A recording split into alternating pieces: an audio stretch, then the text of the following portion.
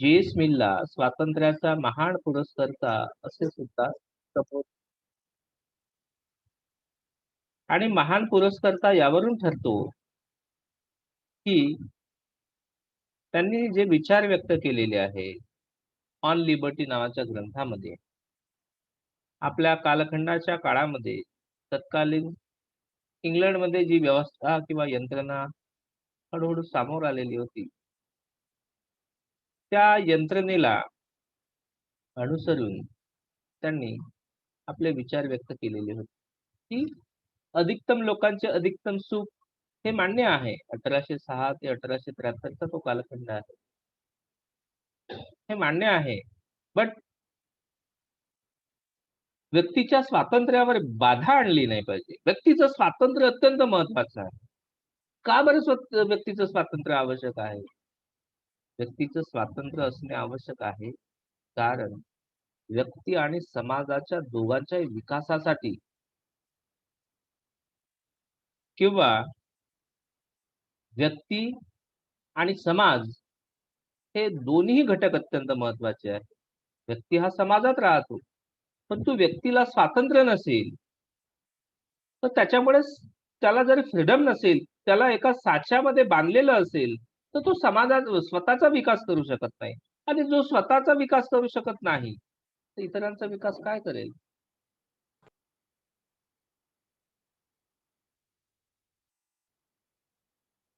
प्रत्येक व्यक्ती हे वेगवेगळ्या कौशल्याने किंवा वैशिष्ट्याने बनलेला आहे.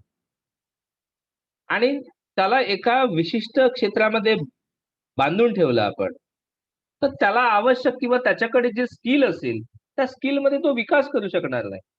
आणि जेव्हा तो तो आपल्या सर्वोच्च स्किलमध्ये विकास करू शकणार नाही, तर त्याचा फायदा समाजाला होणार नाही. त्याला तर होणारच नाही, पण समाजालाही होणार नाही.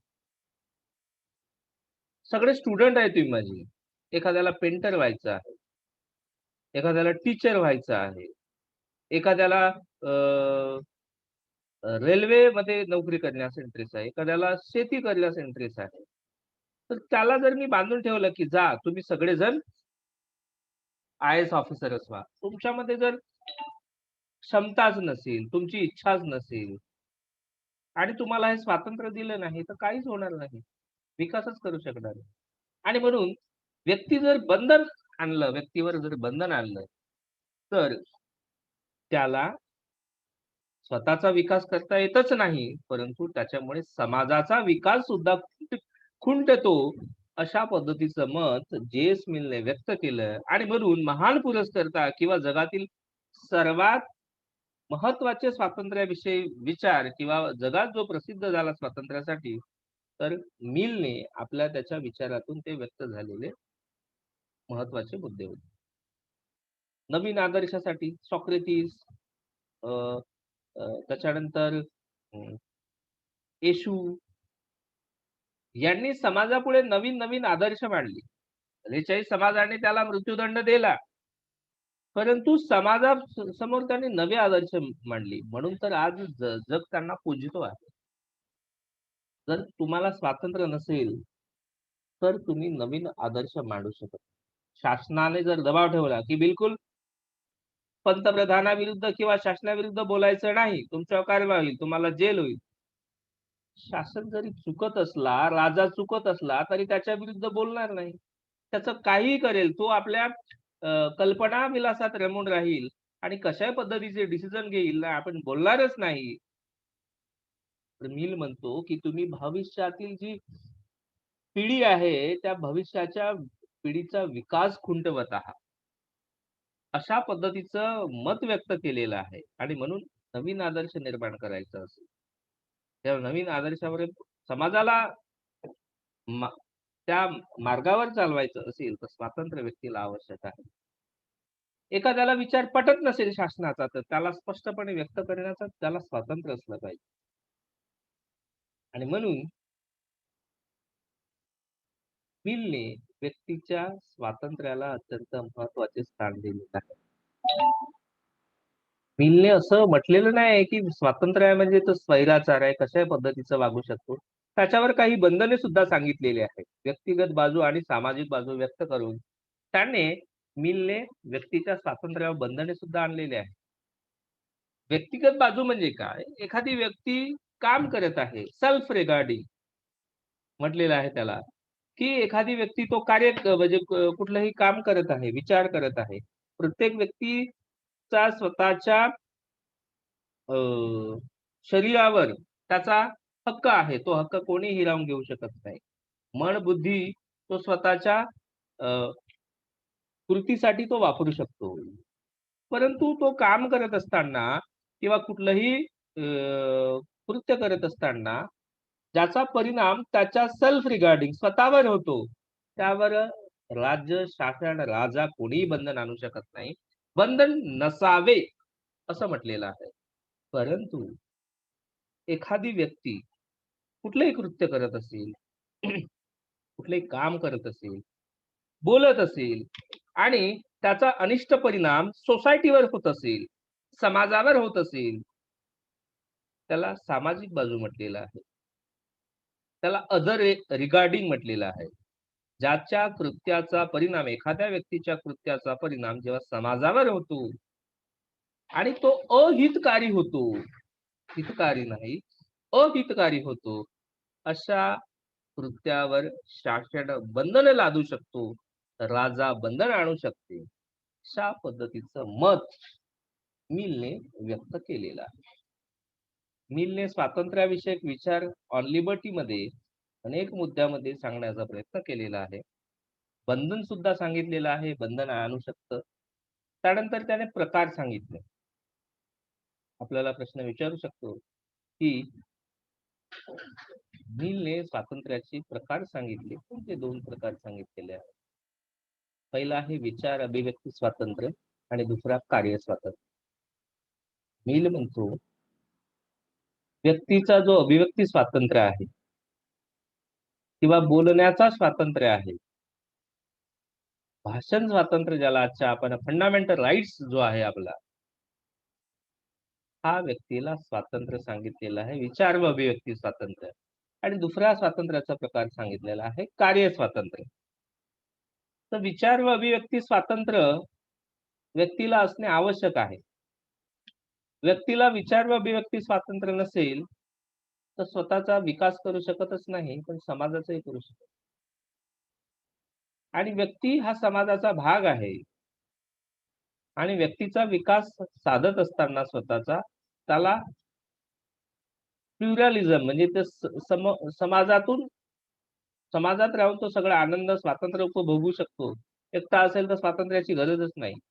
समाजाचं सुद्धा भान असणे आवश्यक आहे. समाजाबद्दल काही देणं असणं माझ्या समाजाकडून मला मिळालेलं आहे, म्हणून समाजाला सुद्धा मी काहीतरी दिलं पाहिजे. ही भावना त्याच्यामध्ये असली पाहिजे. परंतु त्याला विचार आणि अभिव्यक्तीचं स्वातंत्र्य आणि विचार व अभिव्यक्ती स्वातंत्र्य असणे का बरं आवश्यक आहे, यासाठी मत व्यक्त करताना मिल म्हणतो, की मानवी ज्ञानाची मर्यादा लक्षात घेतला, तर एखादं मत चुकीचं आहे, ते व्यक्त करण्यावर प्रतिबंध घालणे, आपण कधीही चूक मानू शकत नाही, असे मानणे होय. म्हणजे एखादं चूक आहे बा, एखादी कार्य किंवा एखादी विचार हे चूक आहे, असं बोलण्याचं स्वातंत्र्य नसणे, म्हणजे हे अत्यंत चुकीचं आहे.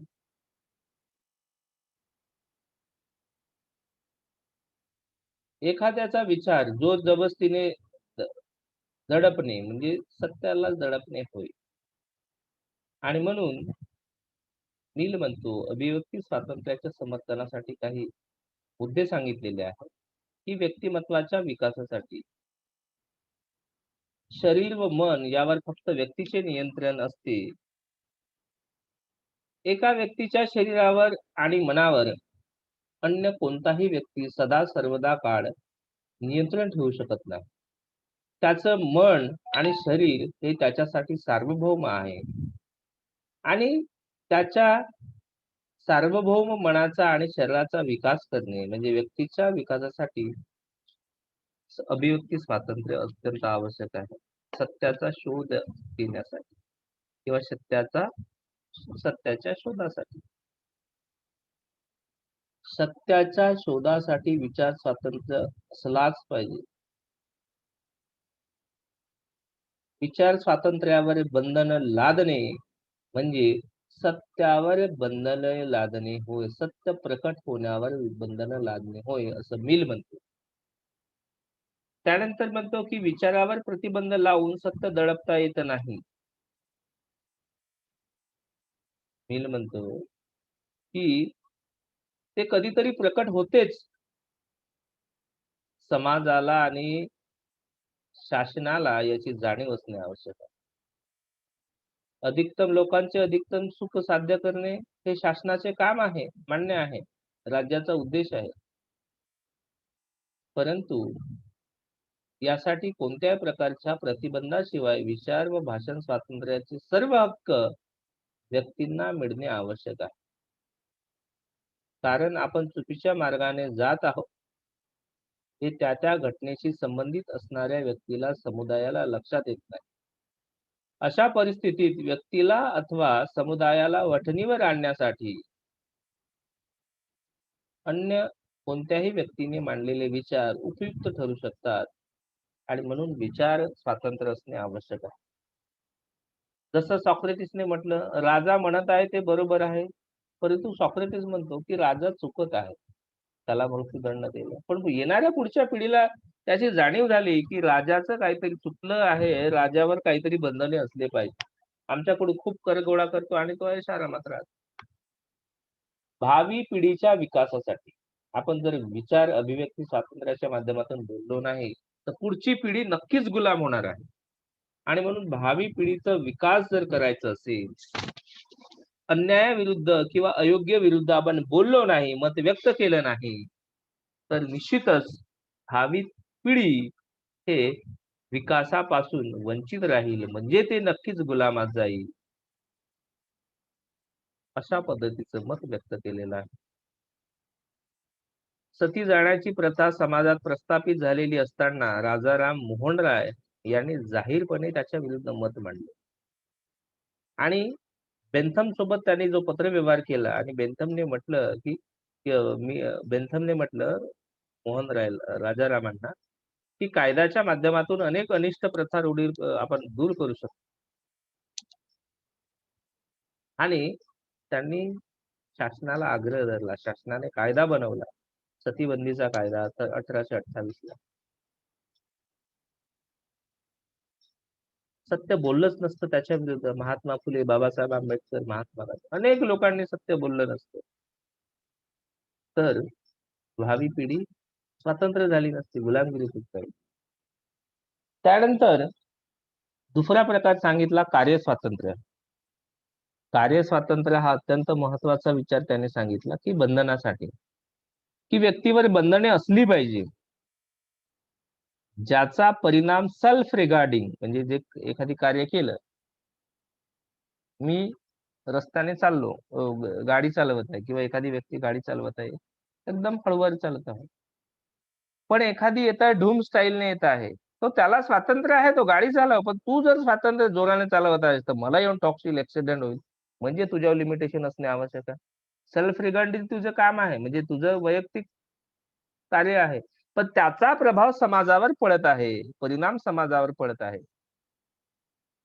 तर मग अशा कार्यावर बंधने आणण्याची गरज राज्याची आहे, शासनाची आहे. अशा कार्यावर बंधनाचं समर्थन करतात मिल. दारू पिणे तुला स्वातंत्र्य आहे, दारू पी. पण दारू पिऊन तू जर रस्त्यात बडबडत राहिलास, तर त्याचा समाजावर वाईट परिणाम होईल. कुठलेही असे कार्य आहेत ज्याचा परिणाम समाजावर होतो, अशा त्या कार्यावर बंधने आणलं पाहिजे. व्यक्तिगत कार्य ज्याचा परिणाम स्वतःवर होतो, इट्स ओके. ते तुम्ही करू शकता, बंधने नाही. पण ज्याचा परिणाम समाजावर होतो ज्या कार्याचा, त्याच्यावर बंधने आणली पाहिजे, असं मिलने मत व्यक्त केलेलं आहे. स्त्रियाच्या स्वातंत्र्याविषयक विचार.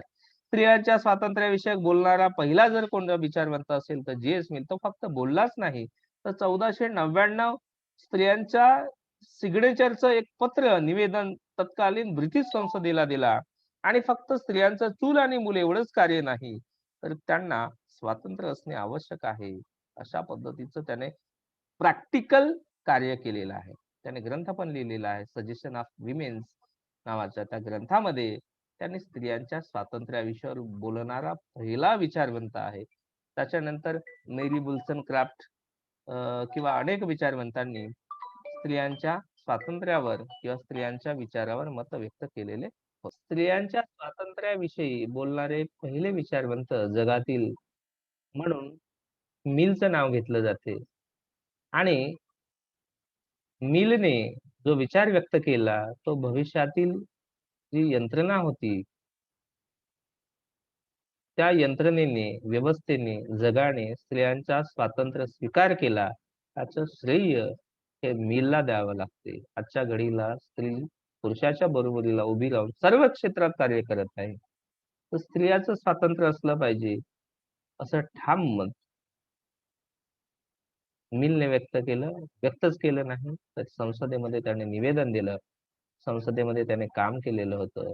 अशा पद्धतीचे अमूल्य मत स्वातंत्र्याविषयी जगप्रसिद्ध झालेले मत ऑन लिबर्टीमध्ये जे.एस. मिलने व्यक्त केलेले